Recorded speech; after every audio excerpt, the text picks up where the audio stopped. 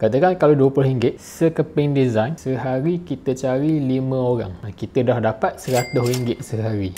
Katakan kalau RM100 sehari kan, kalau kita buat 30 hari sebulan, kita dah dapat RM3,000.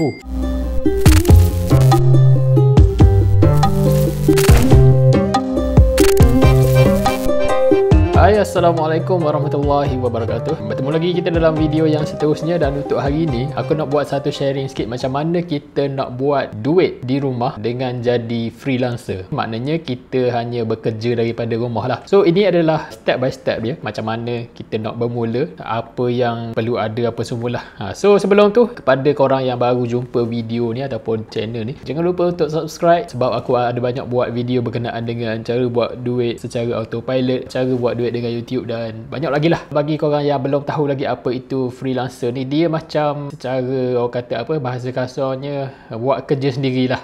Kata buat kerja sendiri dekat rumah. So sebelum ni kita dilanda COVID apa semua. So bekerja di rumah ni sangat tepat lah. Okay, tepat pada masa kini lah sebenarnya. Alright. Jadi tanpa membuang masa lagi, kita terus kepada point kita. Yang pertama, kita nak pergi kepada apa yang perlu ada untuk kita jadi freelancer ni. Okay, yang pertama adalah kemahiran. Alright. So kemahiran ni macam mana? Kemahiran ni korang kena kenal pasti apa skill korang, apa yang korang boleh buat. Contohnya dalam bisnes ni, daripada dulu sehingga sekarang, benda yang sentiasa mudah dapat pasal ni adalah dalam bidang servis. Tak kisahlah servis apa. Contoh servis gunting rambut ke kan, servis salon ke, servis cuci kereta ke, servis cuci rumah ke. Tapi benda-benda tu tak boleh buat dekat rumah. Biasanya kena ada kedai, kena ada premis, benda semua lah. So benda yang boleh buat dekat rumah ni antaranya adalah graphic design, servis editing video, servis buat website, servis marketing, benda-benda ni semua. So bila kita ada skill ataupun kemahiran benda ni, insya-Allah kita memang boleh buat duit lah orang kata. Alright. So yang pertama sekali, korang kena pasti apa skill yang korang ada,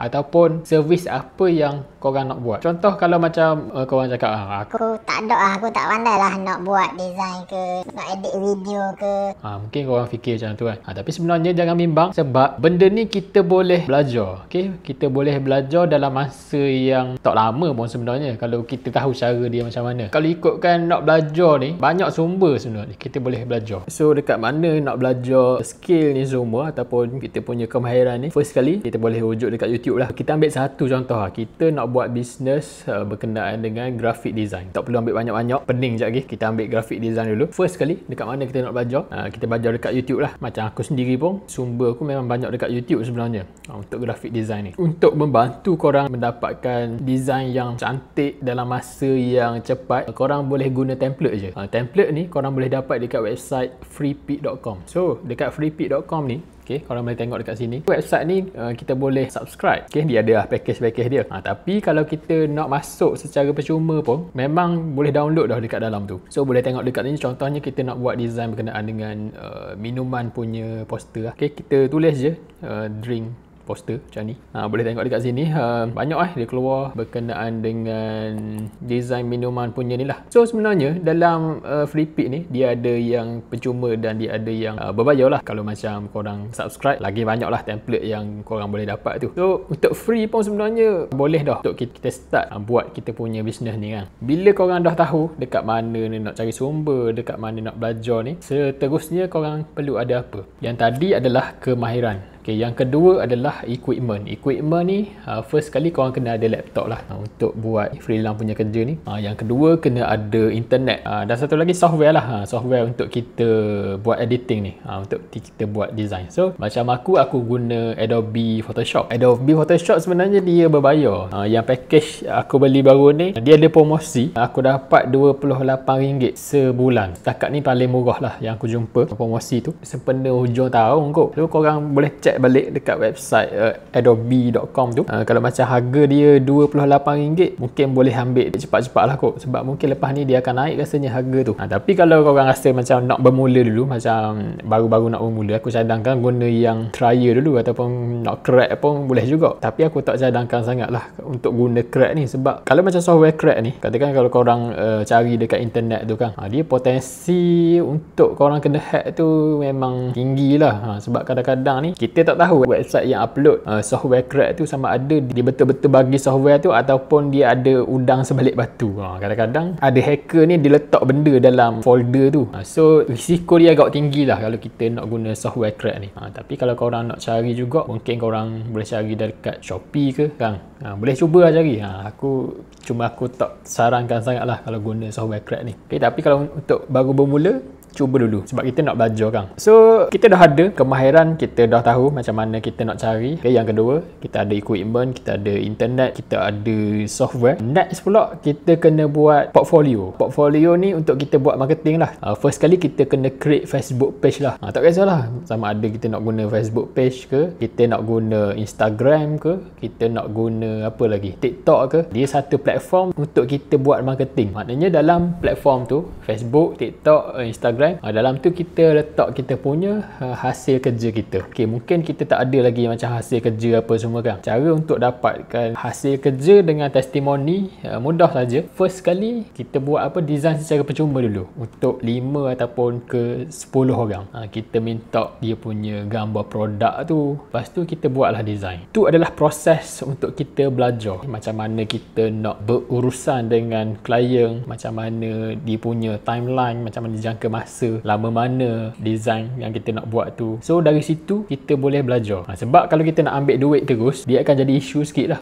Bila lambat siap ke, mungkin klien tu akan bising. Kalau design ni tak kena ni ke, mungkin dia akan komplain ke apa ke. Kita nak rasa free dulu. Mula-mula ni kita bagi free dulu. Katakan kalau siap dah design tu, kita bagi dia dekat customer, kita tengok apa feedback dia. So kita minta sikit lah feedback dia macam mana kan dia komen. So bila dia komen tu, kalau macam komen tu positif, kita boleh jadikan benda tu sebagai kita punya testimoni pula. Jadi bahan-bahan marketing untuk kita promote tu dah ada. Kita dah ada portfolio kita ada testimoni kita. Steps seterusnya kita kena sentiasa upload lah portfolio kita ataupun artwork kita tu di dalam media sosial. Contohnya kalau kita set up Facebook page, kita create lah dulu kan Facebook page. Contohnya kita buat nama page graphic design murah. Contoh lah. Lepas tu letak lah dash nama branding kita dekat belakang. So kita letak lah segala portfolio kita dalam tu, testimoni dalam tu. Dari segi Facebook page lah. Banyak lagi platform, antaranya kalau korang nak buat dekat Fiverr pun boleh. Macam Fiverr ni market dia USD lah. Lepas tu website freelancer.com ke apa. Boleh juga korang nak letak korang punya servis dalam tu. Tapi macam servis Fiverr ataupun website ni semua, untuk dapatkan klien tu kita kena bersaing dengan orang. Sebab dalam tu memang ramai sebenarnya. Graphic designer lah, fotografer lah, video editor lah, memang ramai bersaing. Kita kena sentiasa aktif dalam tu untuk kita dapatkan customer. Agak susah, tapi bila kita dah dapat job tu memang best sebab dia dibayar dalam harga USD. Macam Fiverr dia bermula dengan harga $5. So $5 tu lebih kurang dalam RM20 kita dah kan. So kalau design yang simple-simple pun, yang kita guna template pun, kalau kita boleh jual dengan harga $5, okey dah sebenarnya. Tapi kalau kita nak dapat duit dengan laju kan, kita fokus dekat kita punya profile ataupun Facebook page je lah. Kita masuk dalam grup-grup bisnes. Lepas tu kita add semua owner-owner bisnes ni semua kan, jadi kawan kita punya Facebook. Kita orang kata apa, dalam Facebook kita tu kita kena kumpulkan circle yang betul dulu lah. Kita kena kumpul kolam kita dulu. Macam kalau graphic design ni, kita punya target audience tu adalah ni orang bisnes. Jadi kita kena berkawan lah dengan orang-orang bisnes untuk kita dapatkan kita punya klien lah. So kalau macam marketing ni, kalau nak cerita ni panjang lebar lagi sebenarnya. Secara ringkasnya gitulah. Buat Facebook page ataupun Facebook profile ke. Kalau macam dia ada beza sebenarnya Facebook page dengan Facebook profile ni. Macam aku lebih prefer kepada Facebook page lah. Facebook page ni dia banyak kelebihan dia sebenarnya berbanding dengan Facebook profile lah. Tapi bergantung kepada korang lah. Kalau korang rasa selesa guna profile dan rasa profile tu lagi laju, gunalah Facebook profile. Guna je, tak kisah korang rasa TikTok ke, gunalah TikTok. Apa-apa platform saja untuk kita buat marketing, untuk kita sebarkan kita punya portfolio ni, supaya orang tahu yang kita buat bisnes graphic design ni. Dari segi harga pula, mungkin anda tertanya-tanya kan, berapa aku nak letak ni harga sekeping design ni. Untuk harga tu kalau boleh janganlah letak terlalu tinggi sangat. Mungkin korang boleh bermula dalam RM20 kot untuk satu keping design. Katakan kalau RM20 sekeping design, sehari kita cari 5 orang, kita dah dapat RM100 sehari. Kalau kita jual harga design kita tu RM20 sekeping. RM20 ni kalau dengan design yang kita ambil dekat free pick tadi kan, kita adjust sikit kita kita crop dia punya gambar, kita letak dekat situ. Lawa sebenarnya design tu. So harga tu boleh diterima lah sebenarnya. Tu untuk sekeping kalau macam korang nak buat bundle ke, 3 keping RM50 ke kan. Tengok korang punya skill juga sebenarnya harga ni. Korang tak boleh lah nak letak tinggi terus. Sebab kita tak tahu sama ada kita punya design ni boleh dijual ataupun tak. Kena tengok balik yang tu. Tapi kalau kita guna template tu, kebanyakan memang boleh dijual pun. Memang template dia lawa dah. Cuma dari segi macam mana kita nak placing produk tu, macam mana kita nak letak, macam mana kita nak merge tu, main peranan penting lah. Kalau macam kita tak pandai nak merge, balik awal kot design kita tu. Katakan kalau RM100 sehari kan, kalau kita buat 30 hari sebulan, kita dah dapat RM3,000.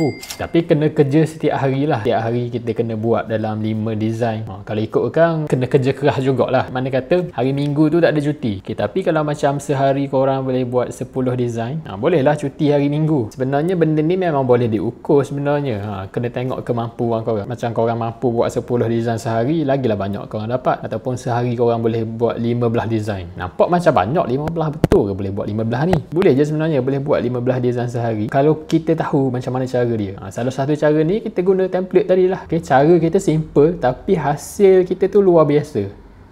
Tu dia. So itulah dia sedikit sebanyak macam mana kita nak bermula jadi freelancer di rumah ni.